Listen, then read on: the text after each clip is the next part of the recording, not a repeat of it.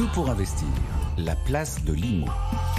Bah ça, c'est une bonne question. On se demande où est la place de l'IMO dans la tête, dans le cœur et dans le portefeuille des Français, parce qu'on va le voir, les investisseurs immobiliers semblent aux abonnés absents. Bonjour Marie-Cœur de Roy.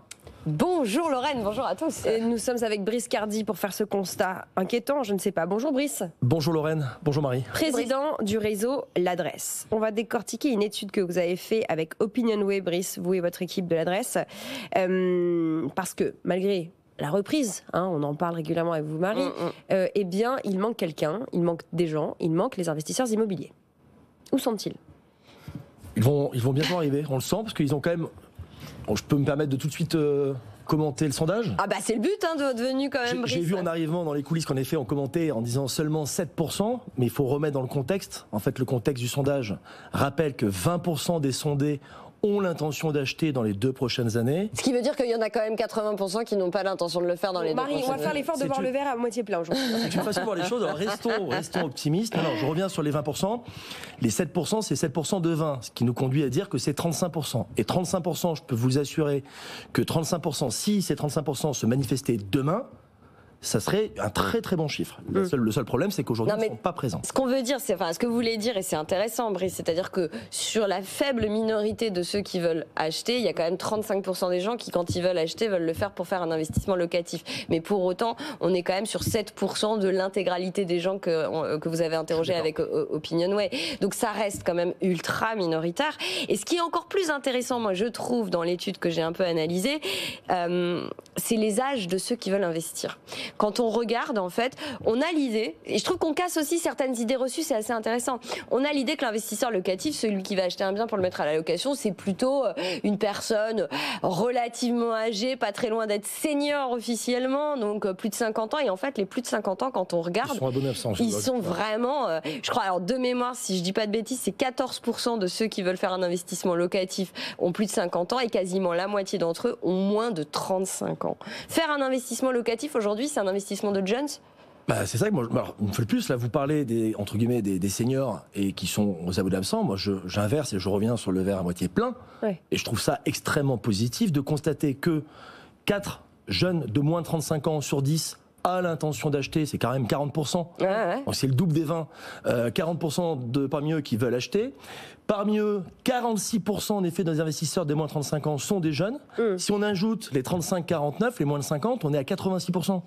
86% des moins de 50 ans qui veulent investir aujourd'hui dans l'immobilier, c'est plutôt extrêmement rassurant. Ça prouve bien que malgré toutes les tendances, crypto, etc. Aujourd'hui, je vous embête, mais c'est plutôt 80 et quelques % de ceux qui veulent investir ont moins de 50 ans. C'est pas 80% de ceux qui ont moins de 50 ans qui veulent. Ouais, mais c'est pas exactement pareil. Allez, pas trop de chiffres parce qu'on va noyer ceux qui nous écoutent et qui sont peut-être aussi en train de faire autre chose, pas juste brancher sur les chiffres. Oui, non, mais ce qui est intéressant, c'est quand même de décortiquer quel est le profil, et c'est là où je rejoins Brice, quel est le profil de ceux qui veulent encore investir. Une fois qu'on a dit qu'il y en avait de moins en moins quand même des gens qui voulaient investir, maintenant il va falloir identifier les problèmes. Pourquoi est-ce que malgré la baisse des taux d'intérêt, même si on ne redescend pas à 1%, d'accord, mais enfin ils ont quand même bien baissé les taux, malgré la baisse des prix qui s'est amorcée, pourquoi ça rebondit pas ou pas autant que ce qu'on aurait pu penser du côté de l'investissement locatif ? Et le premier frein qui sort du sondage, il est intéressant, ça montre bien que même si on est presque à l'atterrissage, on n'y est pas encore, que les planètes ne sont pas complètement alignées, ce sont les prix. Ouais. La première réponse, c'est les prix qui sont encore trop élevés. Pourquoi ?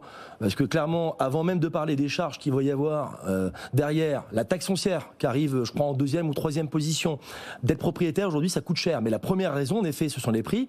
Je rappelle que quand vous achetez un investissement, vous devez derrière avoir un loyer. Ouais. Le loyer doit couvrir une partie du crédit, plus les charges qui vont avec, plus la taxe foncière. Et aujourd'hui, clairement, ceux qui ont répondu au sondage estiment que les prix ne sont pas encore alignés et que le premier frein, c'est... Mais je rebondis sur ce que vous dites, Brice. Vous parlez effectivement du prix. Et vous mettez ça en corrélation avec la rentabilité de l'investissement et donc des loyers qu'ils vont percevoir derrière. Pour autant, encore une fois, je ne vais pas me faire que des amis, l'encadrement des loyers que vous suggérez aux personnes interrogées dans ce cadre de ce sondage avec OpinionWay n'arrive qu'en dernière position des 11 freins que vous avez identifiés auprès. On a sauté beaucoup de freins, mais tant mieux, parce que je savais que l'encadrement des loyers, c'est un... Mais vous avez parlé des loyers, donc du coup j'en parle. On n'a pas souvent été d'accord sur ce sujet, je vais être très clair avec vous, je suis toujours pas d'accord avec vous.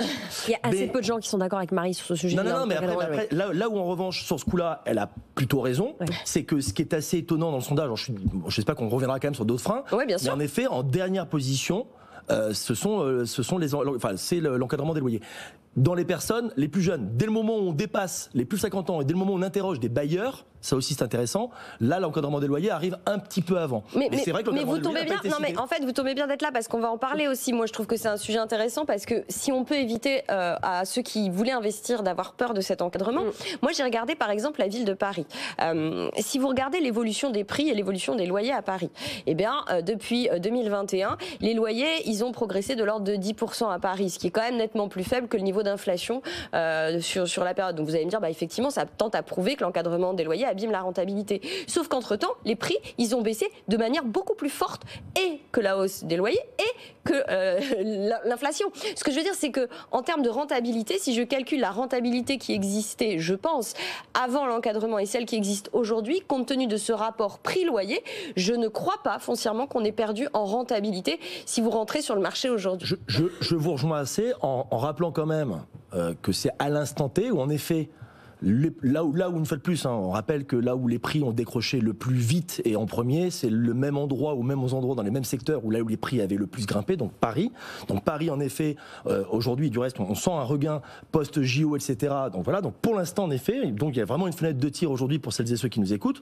Acheter aujourd'hui à Paris avec des prix et des vendeurs qui sont à l'écoute du marché, qui restent pour moi encore, qui expriment encore la nécessité d'être encore en marche baissière et avec des loyers, et là je vous rejoins aussi, parce que je me suis aussi amusé à faire le calcul sur différents secteurs que je connais personnellement. Il est vrai que, qu'on soit en statut meublé ou non meublé, j'ai fait l'opération dans l'ouest parisien et dans l'est parisien, force est de constater que l'outil qui a été mis en place a plutôt été bien revu et qui correspond à des loyers qui me semblent acceptables. Bon, passons au reste parce que sinon on va me dire que je fais vraiment... On va faire un focus. Voilà, sur l'idée c'est pas que de faire de l'encadrement des loyers parce qu'effectivement il y a d'autres freins en avant. Donc alors, on a parlé des prix, les autres freins. Alors le second qui est assez étonnant, parce que vous savez que on a passé la période post-confinement, c'était le jardin, la terrasse, c'était un peu le monde des bisounours, et ensuite ça s'est un peu renversé et on est revenu sur une espèce d'obsession depuis que le DPE, rappelons-le, a été opposable. On était extrêmement focus sur comment transformer et comment améliorer la performance énergétique, compliqué de trouver un artisan RGE. Le prix des travaux. Tout était compliqué. Là, bizarrement, le second frein qui arrive, c'est le risque d'impayé et du squat. Alors qu'il faut rappeler que l'an dernier, il y a quand même une loi aujourd'hui qui est venue largement optimiser et faciliter les expulsions, etc. Malgré tout, clairement, c'est le deuxième point qui apparaît, c'est l'impayé et le squat. Et en premier, quand on interroge les plus de 50 ans. Et encore une fois, moi je pense qu'on a une responsabilité tous médias, donc je me mets dans le lot, médias, mais tout le monde. Je pense qu'on fait peur pour rien, aux propriétaires bailleurs. Alors évidemment, je vais encore en faire hurler plus d'un, mais je rappelle, il y a quand même 2-3 semaines, j'ai travaillé avec d'autres réseaux d'agences immobilières que le vôtre d'ailleurs, comme quoi je donne la parole à tous les réseaux, et des gros aussi, pas que des petits, pas que des gros, tout le monde, qui nous disaient qu'en fait le taux d'impayés aujourd'hui dans leur parc c'était 3% et on était sur un record historique. Et je recite, sur ces 3%, seuls 10% de ces 3% allaient véritablement en procédure. Autrement dit, 0,3% de cas tels que l'on en montre dans les reportages télé où on nous explique qu'effectivement quand ça vous arrive c'est dramatique, c'est ça que je veux, voilà. Mais ça reste ultra minoritaire. Est-ce que c'est pas votre rôle à vous, Brice, agent immobilier, de dire oui ça existe et quand ça existe c'est galère, mais sachez-le, ça ne va pas nécessairement vous tomber dessus, c'est même assez peu probable que ça vous tombe dessus. Oui, mais dès le moment où aujourd'hui on a des couvertures, je ne sais pas si j'aurai le temps d'en parler après par rapport à ce que propose justement le réseau L'Adresse et qui est une première. Ben justement, on en parlera. allons-y. Faites-le. Bon, avant de parler justement de ce que propose le réseau, je suis pas complètement d'accord avec vous. Je suis d'accord avec vous sur la notion de chiffre, parce que bien évidemment on mesure aussi les risques. Et en effet, on est à peu près à 3%, donc 3%, il n'y a pas lieu de s'inquiéter, d'appeler la police. Mais il ne faut pas rassurer. Maintenant, ça n'arrive pas qu'aux autres. C'est un peu comme plein d'autres choses dramatiques. Mais bien sûr, mais ce qu'il ne faut pas rassurer. L'accident domestique, la maladie, bref. Je dis juste qu'aujourd'hui, si vous êtes bien assuré, vous passez par un bon partenaire, vous pouvez vous assurer pour moins de 3%, alors on va dire vraiment au taquet. Rappelez que ces coûts sont complètement imputables à vos impôts, donc c'est déficit. Enfin, vous voulez créer en déficit foncier, donc quelque part, ce que vous donnez à votre garantie d'assurance ou à votre partenaire agent immobilier, vous ne le donnez pas quelque part aux impôts. Et je trouve que dès le moment où on va, parce qu'on a parlé des points et des freins dans les choses positives, c'est pas une nouveauté, mais ça se confirme notamment chez les jeunes et les moins jeunes, c'est la valeur refuge. Quand on est conscient qu'aujourd'hui, l'immobilier, depuis que ça existe, depuis qu'on sait le mesurer, ça reste une valeur sûre et mesurable et une valeur refuge, pourquoi prendre le risque, même si c'est que 3%, d'aller connaître un plan ? Parce que comme vous dites, quand ça vous arrive, c'est un drame. Quand vous avez quelqu'un qui a mis une partie de son énergie, de son argent, parfois même qui a réalisé une partie des travaux lui-même, et qui se retrouve avec quelqu'un dès le départ parfois, parce que sachez que souvent, c'est tout de suite au démarrage que ça démarre mal. Et que vous avez quelqu'un qui va limite parfois se retrouver lui-même dehors à la rue, alors qu'il a quelqu'un qui ne paye pas le loyer. Brice, vous prêchez une convaincue. Quand ça arrive, c'est un drame. La question, c'est, sachant que c'est ultra minoritaire, est-ce que vous, quand vous constatez qu'il y a trop d'épouvantail et que les investisseurs, les potentiels investisseurs ont peur pour ne pas revenir sur le marché, est-ce que votre rôle, c'est pas aussi de les rassurer? Alors la question au départ, c'était où sont les investisseurs? Donc si vous voulez bien juste qu'on finisse la séquence là-dessus, trouver un troisième. C'est le principe du sujet. Je voulais justement parler de ce que propose l'adresse. Et bien justement, la meilleure façon de les rassurer, c'est de les assurer. Et les assurer, c'est avec justement l'adresse assure. L'adresse assure aujourd'hui, c'est une première. Comme vous le savez, l'adresse est une coopérative. Avant d'avoir une casquette aujourd'hui de président, d'animateur de réseau, je suis surtout associé adhérent à cette marque avec une dizaine d'agences aujourd'hui sur le territoire français. Et clairement, on a une agilité aujourd'hui qui fait qu'on essaie de se réinventer. On a été notamment, je le dis rapidement, le premier réseau à avoir mis en place la conciergerie. Alors ça paraît maintenant évident, même quand on vous change un pneu, on vous demande si vous êtes satisfait de la routine qu'on vous a mise. Ça, on a été les premiers à le faire il y a 10 ans. Et bien sur l'assurance, on est le premier réseau immobilier à être courtier en assurance. L'adresse assure avec une première qu'on a mis en place, qui est l'assurance loyer impayé, sans savoir quand on a sorti cet été qu'on allait avoir ce résultat, parce que ce sondage-là, on pensait pas le faire quand on a mis en place. Et on est le premier courtier en assurance à proposer une assurance loyer impayé avec des plafonds que vous trouverez nulle part ailleurs. Et une première, on est le premier aujourd'hui courtier en assurance qui garantit le squat. C'est-à-dire que demain, vous n'avez pas de chance entre deux locations. Là, c'est pareil, j'ai pas les chiffres, mais j'imagine bien que si on est à 3% d'impayé, le squat, c'est infime. Et ben, si malheureusement, vous êtes vraiment le plus noiro de l'année, et ben, vous avez cette garantie qui vient vous couvrir, je crois, à hauteur de 50 000 € jusqu'à l'expulsion, etc. Voilà. On finit peut-être sur une note dans le futur. On se demande où sont passés les investisseurs immobiliers. Vous venez, Brice et Marie, de lister quelques-uns des freins.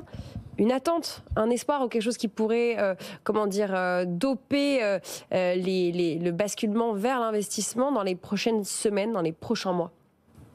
Les prix qui continuent, je pense, à s'aligner grâce à des médias comme les vôtres, avec des vendeurs qui aujourd'hui, j'ai pas eu le temps d'en parler, mais les secondos accédants qui, ça y est, franchissent le pas d'acheter. Baisser un peu. Voilà, donc les prix qui baissent, les taux, ça y est, c'est confirmé également, qui continuent à baisser. Donc tout ça, on va être, je pense, on a des très très bons dossiers, je sais pas si c'est faut le dire, mais on peut déjà aujourd'hui limite espérer d'être un peu en dessous de 3%. Ouais. On sera clairement. Alors après, je le dis pour vraiment pas que les gens s'emballent et qu'ils se mettent dans un attentisme en disant, on ne revivra. Jamais les taux à 1%. Faut jamais dire jamais, mais très franchement, le 1%, je pense qu'il est historique dans le quoi qu'il en coûte, dans le post-confinement. Bon, à part si demain on est à nouveau confiné ou qu'est-ce, clairement 3%, faut le rappeler, c'est un taux. C'est un très bon taux. Donc là, je pense que les banques vont s'installer dans cette moyenne-là pendant quelques années. Et ça y est, on y est déjà. Aujourd'hui, si vous signez un compromis dans une agence, clairement, entre le moment où vous avez déposé votre dossier et le moment où le banquier va vous donner votre taux, on est à 3. Donc ça, c'est une très bonne nouvelle. Et la fiscalité, on finit là-dessus, s'il vous plaît, parce que là, on est vraiment en retard. Cette étude, elle est retrouvée en ligne? Bien sûr. Voilà. En ligne, sur le site l'adresse.com. J'adore quand on me tend une paire. Et également sur le nôtre, parce que vous savez, on a un site BFM Immo où on met pas mal de nos sujets, notamment celui qu'on a fait hier sur le pouvoir d'achat du SMIC, Marie, qui était plein, nos articles à retrouver. Et puis ce sujet, de où sont les investisseurs immobiliers, l'expertise de Brice Cardi et cette étude avec Opinionway très intéressante, les freins, mais aussi les attentes, et donc quelque part, en palimpseste, les solutions pour cette crise du logement et de l'immobilier. Brice Cardi, président de l'adresse, Marie Cœur de Roy avec nous dans cette séquence immobilière, retrouvée en podcast et en replay.